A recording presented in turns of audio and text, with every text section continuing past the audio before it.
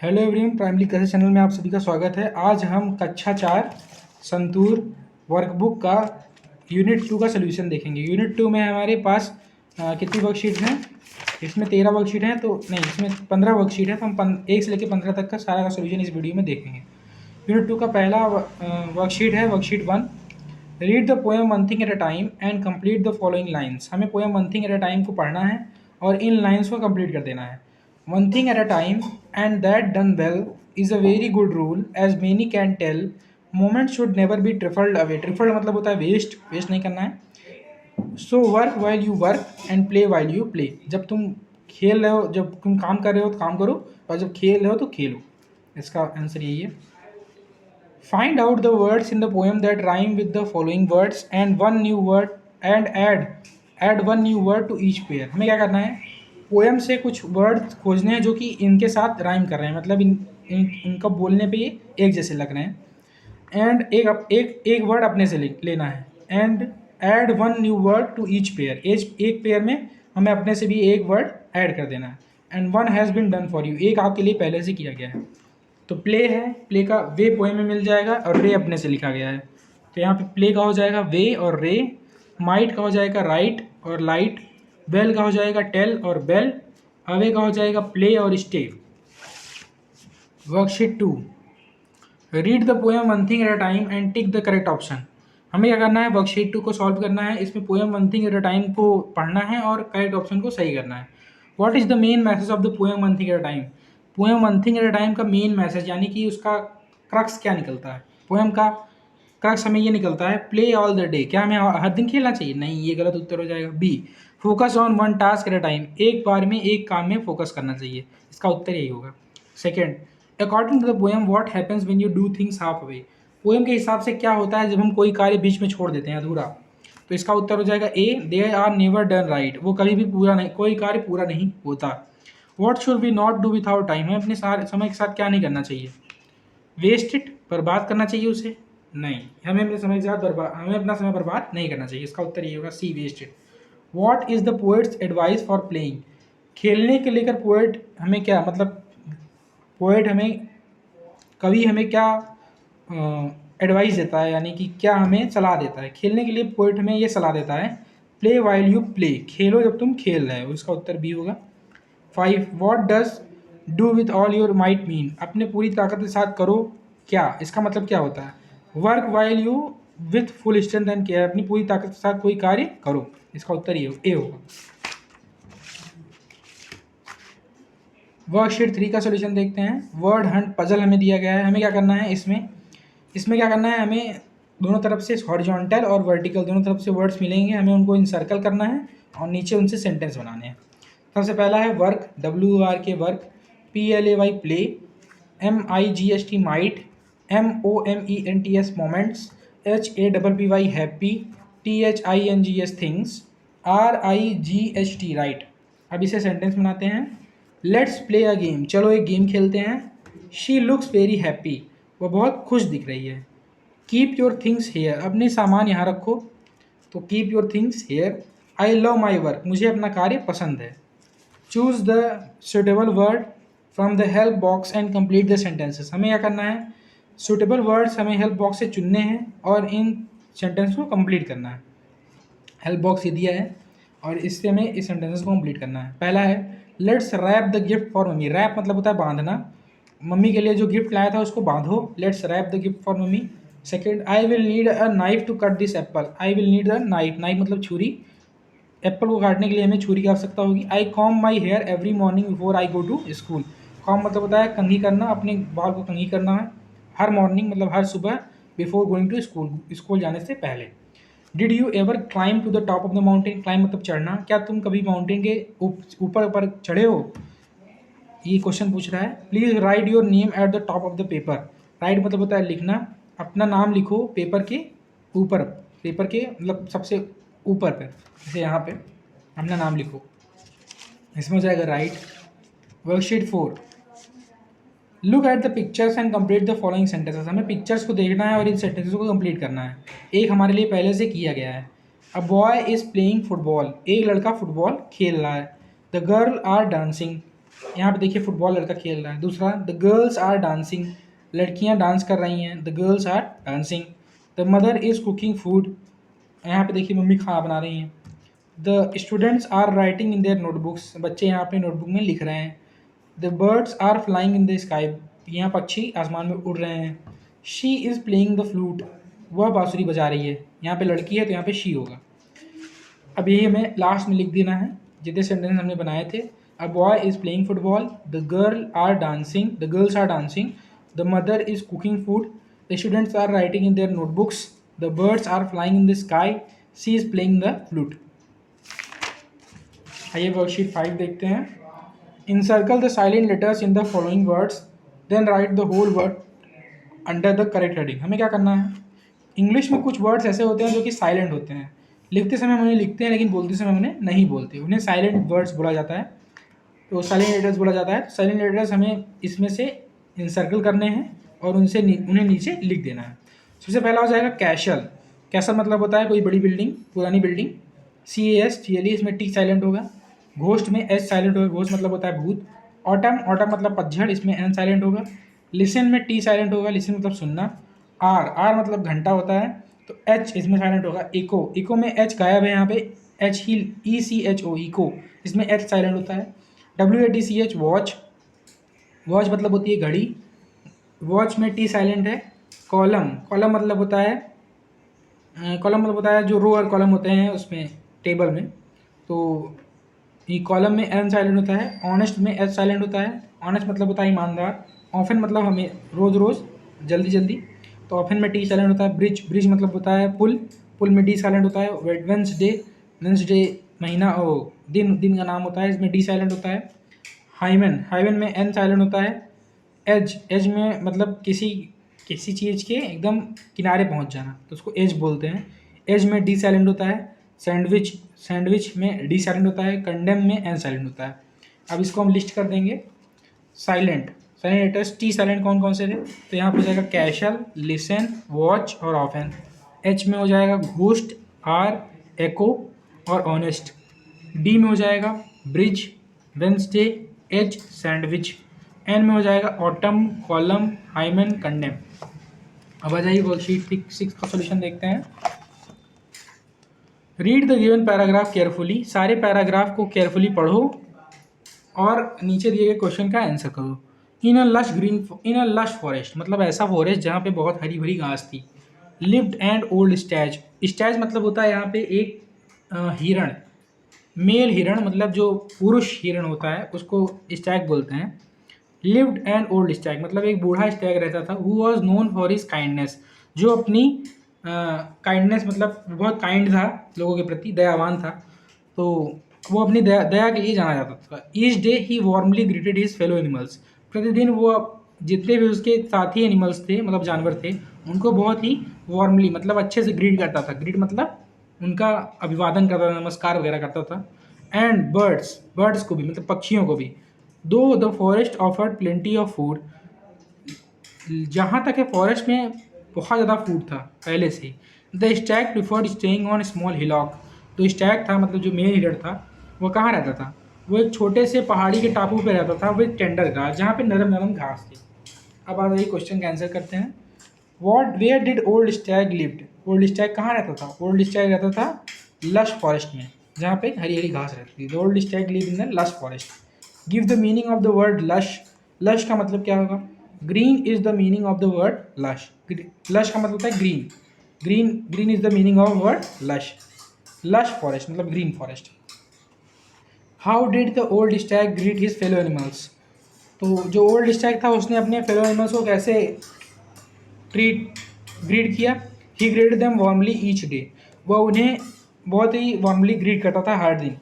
Is the word warmly an adjective और adverb, warmly each day, day के आगे है तो ये एडवर्ब, ग्रीट करता, ग्रीट का यहाँ मतलब बताया गया है तो यहाँ वार्मली हो जाएगा ग्रीटेड, यहाँ पे एडवर्ब हो जाएगा। Find the word in this paragraph that means the same as delicate, delicate का सिनोनिम क्या होगा, डेलिकेट सिनोनिम होगा टेंडर, टेंडर मतलब बहुत नरम घास। Suggest a new title for the story, इसके लिए नया टाइटल बताएं, तो इसका नया टाइटल हो जाएगा द काइंड स्टैग। आइए दूसरा वर्कशीट देखते हैं। Worksheet 7, rewrite the events in order in which they take place in the story. हमें क्या करना है, इवेंट्स को उन ऑर्डर में लिखना है जो जिसमें स्टोरी में वो टेक प्लेस करते हैं, मतलब आते हैं।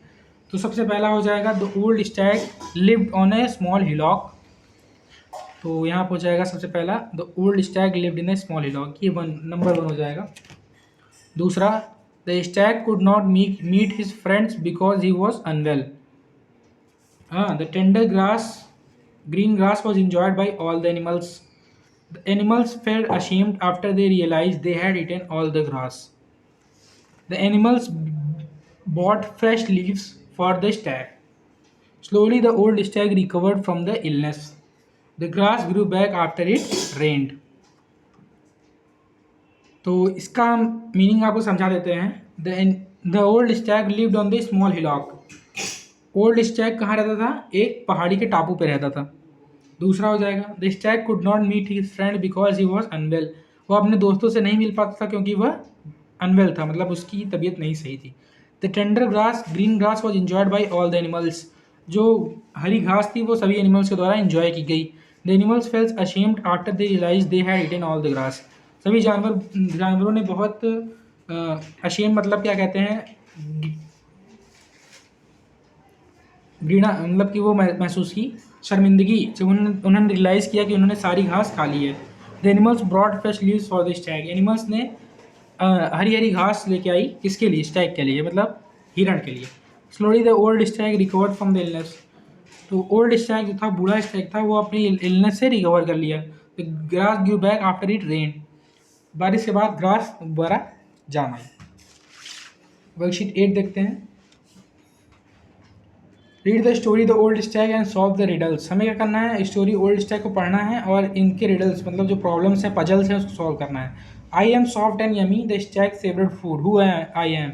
मैं बहुत ही सॉफ्ट, मतलब कि नरम हूँ, और यमी हूँ, बहुत ही खाने में बहुत अच्छा हूँ। द स्टैग फेवरेट फूड, मैं स्टैग का फेवरेट फूड हूँ, मतलब हिरण का सबसे प्रिय भोजन हूँ। मैं क्या हूँ, इसका उत्तर हो जाएगा टेंडर ग्रास, मतलब हरी भरी ग्रास, हरी भरी घास।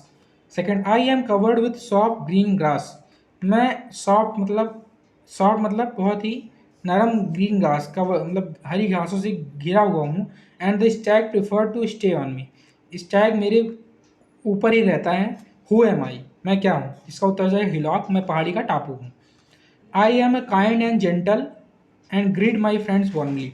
मैं बहुत ही काइंड मतलब दयावान हूँ, और जेंटल मतलब नरम हूँ। एंड ग्रीट माई फ्रेंड्स, मैं अपने दोस्तों को बहुत ही वार्मली ग्रीट करता हूँ, उनका बहुत ही आदर करता हूँ, सत्कार करता हूँ। हु एम आई, मैं ओल्ड स्टैग हूँ, इसका उत्तर हो जाएगा old Stag. Colour the Stag and right 4 words that describe the Stag best. इसमें क्या करना है, हमें स्टैग को कलर कर देना है, और हमें बताना है ऐसे 4 वर्ड्स जो कि स्टैग को सबसे ज़्यादा अच्छे से डिस्क्राइब करें, मतलब उसकी गुण बताएं। तो इसका उत्तर हो जाएगा वाइश, काइंड, फ्रेंडली और जेंटल। अब इन्हीं वर्ड्स से हमें एक सेंटेंस बनाना है। तो use this describing words to form meaningful sentences. हमें मीनिंगफुल सेंटेंसेस बनाने हैं। The old stag was very kind for all the animals. जो बूढ़ा हिरण था वो बहुत ही काइंड था, मतलब दयालु था सभी एनिमल्स के लिए। He had a gentle nature, उसके पास एक बहुत ही दयालु हृदय था। The friendly Stag greeted his neighbours warmly. जो स्टैग था वह अपने नेबर्स को बहुत ही वार्मली ग्रीट करता था। The wise stag taught his friends to love nature. जो वाइस स्टैग था उसने अपने दोस्तों को बताया था नेचर को लव करने के लिए, मतलब नेचर को आदर करो, नेचर का सत्कार करो। वर्कशीट 9, आइए वर्कशीट 9 सॉल्व करते हैं। Underline the adverb. हमें क्या करना है, ऐसे वर्ड्स क्रिया विशेषण को खोज के उनको अंडरलाइन कर देना है। क्रिया विशेषण किसे कहते हैं, क्रिया विशेषण उसे कहते हैं जो क्रिया मतलब किसी कार्य की विशेषता बताएं, उसे एडवर्ब कहते हैं। तो इसका पहला हो जाएगा the old Stag greeted his friend gently. ये जेंटली मतलब जो ओल्ड स्टैग था, बूढ़ा हिरण था, वो अपने दोस्तों को बहुत ही आदर करता था। तो जेंटली कैसे करता था, बहुत ही जेंटल होके। तो ये क्या करता था, वो आदर करता था। कैसे करता था, जेंटली। तो इसका उत्तर हो जाएगा gently. His friends realise their mistake quickly. Quickly मतलब होता है जल्दी जल्दी। तो उसके फ्रेंड्स ने अपनी मिस्टेक को जल्दी से रियलाइज़ कर लिया, मतलब अपनी गलती को जल्दी से क्या कर लिया, रियलाइज़ कर लिया, मतलब उनको ज्ञान हो गया कि उन्होंने कोई गलती की थी। कैसे, तो यहाँ पे इसका उत्तर हो जाएगा क्विकली। क्विकली मतलब जल्दी से, रियलाइज़ किया क्या, क्विकली। तो ये हो जाएगा क्रिया विशेषण। दूसरा हो जाएगा सिंसियरली और अगेन। चौथे में हो जाएगा स्लोली और पाँचवें में हो जाएगा वाइजली। फिर इन the blanks with suitable adverb from the box. हमें क्या करना है, एडवर्ब बॉक्स से निकालना है और ब्लैंक्स को फिल कर देना है। इट इज़ रेनिंग हैवली, वो बहुत तेज़ी से रेन कर रहा है। The sun shone brightly in the sky. The soldiers fought bravely and won the battle. The children played merrily in the park. She picked up the broken glass carefully. The wind blew gently. Worksheet 10.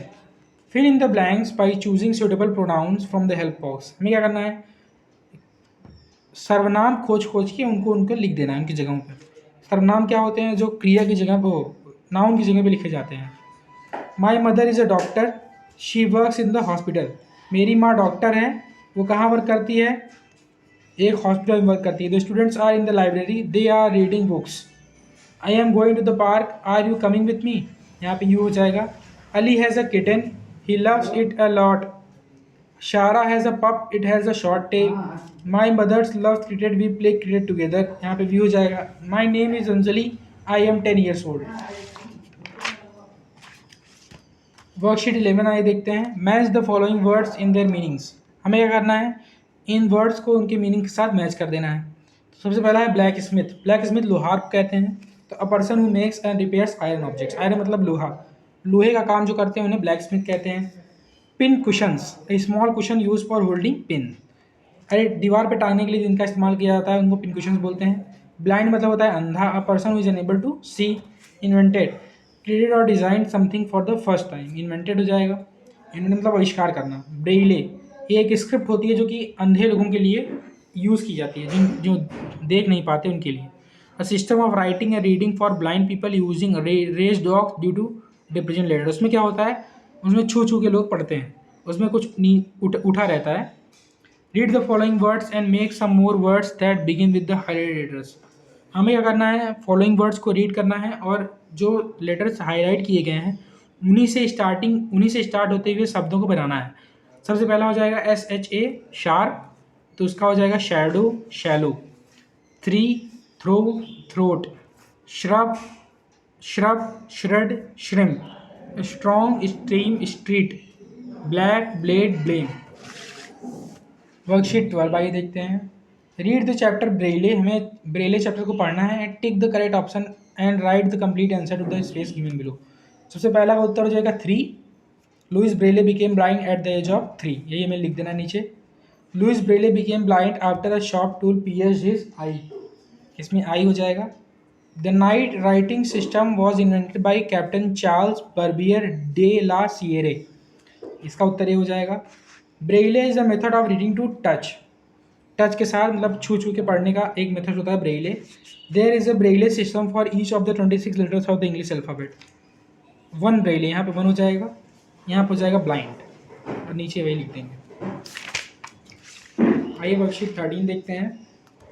Fill in the blanks with the words given in the box. हमें क्या करना है, box से word को उठाना है और blanks को फिल कर देना है। Louis Braille became blind after a sharp tool pierced his eyes में ब्लाइंड हो जाएगा। He joined the royal institute of young blind persons in the Paris. He learn letters by wood cloth और pins arrange in pincushions. Louis used his fingers to read by touch. Braille has 6 dots in each cell. Braille helps people read and write. Braille is written in the form of small red dots. A Braille book is thicker than a regular printed book. आ जाइए worksheet 14 देखते हैं। Fill in the blanks with the past continuous form of the verb given below in the brackets. One has been done for you. A boy was playing. The gardener was watering the plants in the garden. The flowers were blooming in the garden. Yesterday I was reading in the book you gave me on my birthday. The ducklings were swimming in the pond. Ritu was watching when I called her. When the children were doing their homework, the lights went out. The dogs were barking all night. Write comparative and superlative forms of the given adjectives. हमें क्या करना है, क्रिया विशेषणों के superlative और comparative forms को लिखना है। कंपेरेटिव में ER लगता है और सुपरलेटिव में EST लगता है ज़्यादातर। तो आइए देखते हैं। टॉल का हो जाएगा टॉलर, टॉलेस्ट। फास्ट का हो जाएगा फास्टर, फास्टेस्ट। हॉट का हो जाएगा हॉटर, हॉटेस्ट। थिन का हो जाएगा थिनर, थिनेस्ट। थिक का हो जाएगा थिकर, थिकेस्ट। लॉन्ग का हो जाएगा लॉन्गर, लॉन्गेस्ट। हाई का हो जाएगा हाई, हाईएस्ट। आइए वर्कशीट, लास्ट वर्कशीट को देखते हैं। Fill in the blanks with the correct words, correct form of the word given in the brackets. Bracket में जो दिया गया है ई आर या ई एस टी लगा के, हमें जो ब्रैकेट में दिया गया है उसके पीछे या तो ई आर लगेगा या ई एस टी लगेगा, उसको लगा के हमें उसको भर देना है। कभी कभी कुछ भी नहीं लगेगा, उसको बोलते हैं पॉजिटिव फॉर्म, तो उसको हमें भर देना है। Sudha Chandran was a young girl who loved dancing, she wanted to become a great dancer. Sudha Chandran एक मतलब कि यंग महिला थी जो जिनको डांसिंग पसंद था, मतलब जिनको नृत्य कला अच्छी लगती थी। She wanted to become a great dancer, वह एक महान डांसर बनना चाहती थी वन डे, एक दिन। बट वेन शी वॉज 16, जब वह 16 साल की थी, समथिंग वेरी सैड हैपेंड, उनके साथ बहुत बुरी घटना घटी। Sudha met with an accident and had to get her leg removed, उनका एक्सीडेंट हो गया और उनका एक पैर कट गया। Doctor said she could never dance again, doctor ने बोला कि वह दोबारा कभी डांस नहीं कर पाएगी। People thought that other dancers were luckier than her, लोगों को लगा कि और डांसर उनसे ज़्यादा लकी थे। सुधा वॉज ब्रेव, सुधा बहुत ही ब्रेव थी, मतलब कि बहुत ही उनके अंदर आंतरिक शक्ति बहुत ज़्यादा थी दैन अदर्स, दूसरों से। She got an artificial leg and started walking again, उन्होंने एक आर्टिफिशियल लेग लगाया, मतलब कि एक प्लास्टिक से बना हुआ लेग लगाया एंड स्टार्टेड वॉकिंग अगेन, दोबारा वह चलने लगी। वॉकिंग वॉज हार्डर, पहले से बहुत दुख होता था उन्हें चलने में, but Sudha never give up, लेकिन उन्होंने कभी भी हार नहीं मानी। She started practising dance again, उन्होंने डांसिंग मतलब कि नृत्य को अलग से प्रैक्टिस करना शुरू कर दिया फिर से। शी प्रैक्टिस एवरी डे, वह डेली प्रैक्टिस करती थी। Each day she became stronger, हर दिन वह और स्ट्रॉन्ग, मतलब पहले से और मजबूत होती चली गई। एंड क्विकर, और तेज होती चली गई in her steps. Soon she became the bravest dancers of all, जल्दी ही वह बहुत ही ब्रेव डांसर बन गई, सबसे महान डांसर वो बनी। Her story teaches that hardest struggle can lead to greatest success, हमें इस स्टोरी से क्या पता चलता है, जितनी ज़्यादा आपकी कठिनाई आपके रास्ते में आएगी, आप उतना ही ग्रेट बन जाओगे दुनिया में। तो इसका हमारा यूनिट 2 कंप्लीट हो गया। नेक्स्ट यूनिट में आपको यूनिट 3 का सोल्यूशन देखने को मिलेगा नेक्स्ट वीडियो में। अगर आपको इस वीडियो से ज़रा से भी हेल्प मिली हो तो हमारे चैनल को सब्सक्राइब करें और हमें सपोर्ट जरूर करें। धन्यवाद।